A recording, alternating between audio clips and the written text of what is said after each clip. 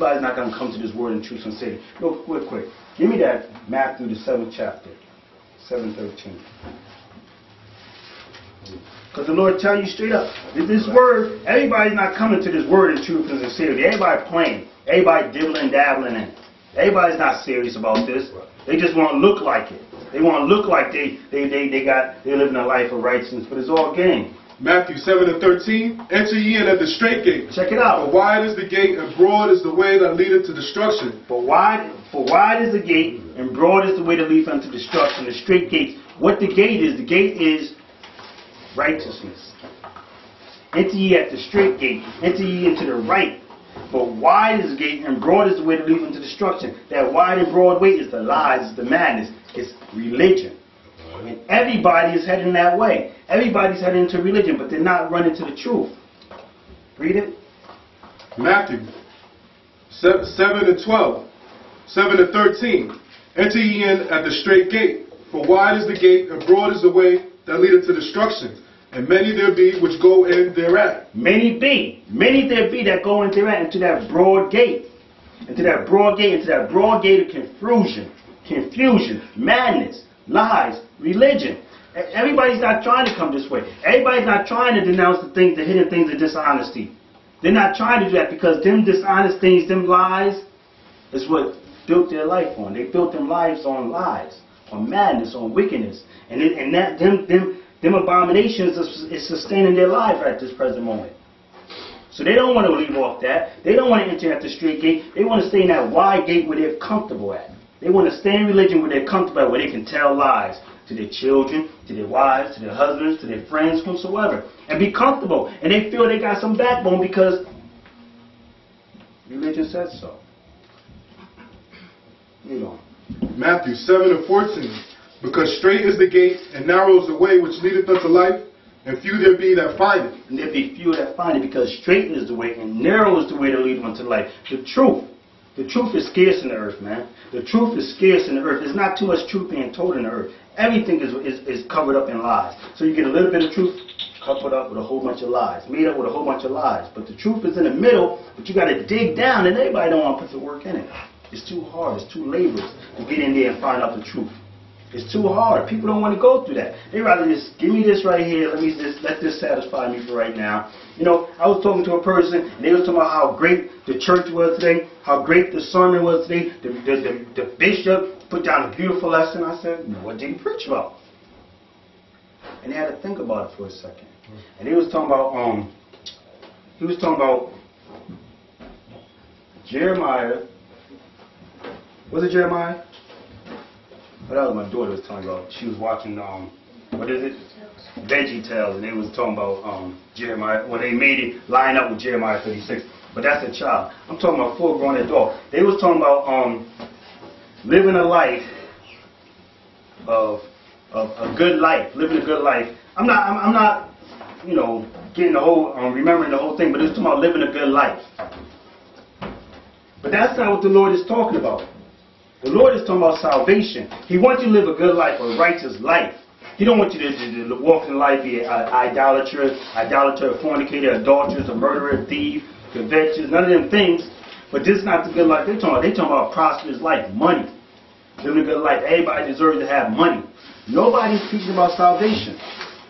Because in order to obtain salvation, you got to forsake a lot of things. So being that we've been given this ministry, we ain't going to faint. We're not going to go out here and pump the same message that everybody else is pumping. Right. Because we're not on the same path. We're not chasing out the same things. We're talking about living and never dying, which a lot of people don't see. They don't hear that. They don't have that faith. Because what is faith? Faith is the substance of things hoped for, evidence of things not seen. So we're talking about living and never dying. And they haven't seen that. But they did see people get rich through this word. So that's what they're pressing for. They did see people get rich through this word, so that's what they're pressing for. We're not preaching that. We're preaching living and never dying. And I know a lot of people blown away. What are you talking about? Everybody got to die. But that's not what Christ said. He said there's some standing here that shall not taste death.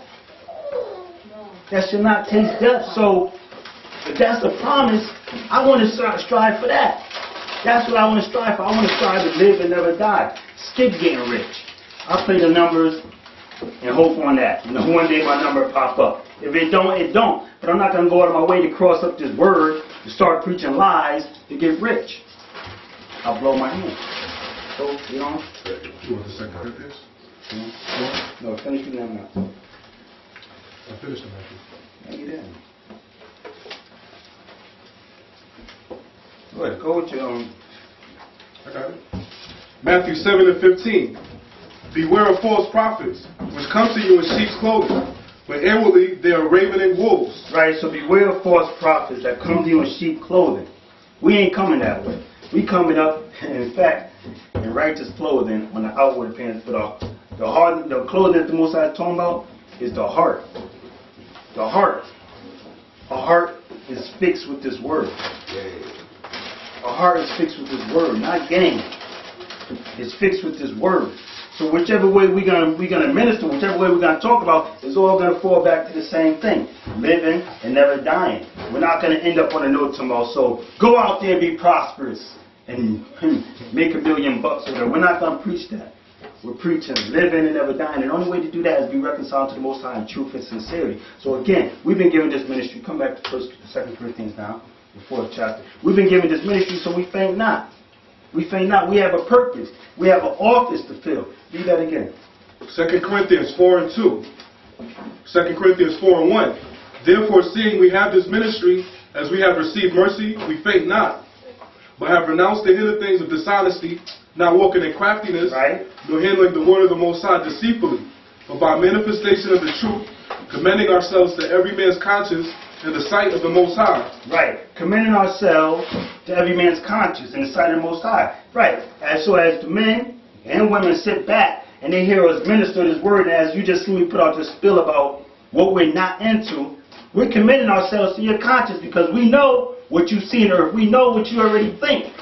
Or everybody turn to religion when they feel like they want to make money, or when they feel like they want to corrupt them some things. Or everybody got different reasons why they turn to religion. And when the number one purpose is I have not heard in the earth is to live and never die.